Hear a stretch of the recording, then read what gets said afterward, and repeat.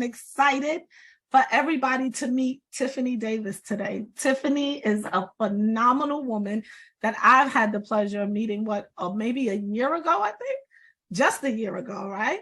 But the impact, and I'm talking impact that she has had on my life and others that I have seen engage with her. She is not only a business partner of mine, we do Legal Shield together, and she is an author, a minister, she's a speaker, two-time author. Let's talk about that. Two-time author already. This is her second book that we're going to talk about today. And the name of the book, Change is Coming. I'm excited. What inspired you to write this book? Came about because I was invited to speak at a church one Sunday to share the book that I had just released at that time called Driven to Find Peace, Purpose, and Power. And as I was preparing a message to minister, I opened up the book and it just randomly opened to one of the pages of the devotion. It's a 21-day devotional. And that particular day was entitled Catalyst of Change. And so I began to read it and I started just Googling, kind of like I had never read it before because it was really speaking to me. And the lesson behind Catalyst of Change is not to be fearful when change begins to happen, to have the faith and the courage to enter into the new season that we might be going into, no matter how things look around us.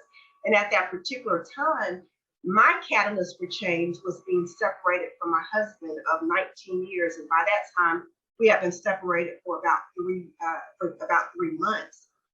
And I was of the mindset we're getting a divorce. I had already spoken to an attorney. We were working out the divorce settlement and everything.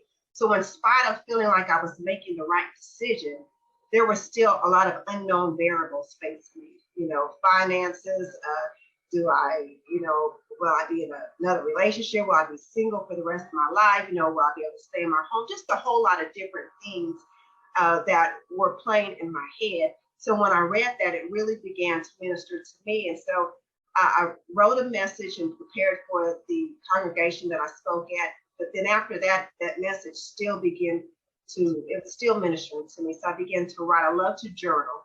So a lot of my writing comes from things that I have journaled about. So the book really came from the message that I had ministered and the subsequent journal entries that I made afterwards. That's amazing. Usually, that's what usually happens. It has to minister to us first before you can actually minister to someone else. And I've noticed that over the years as well, that we got to go through it to be able to talk about it.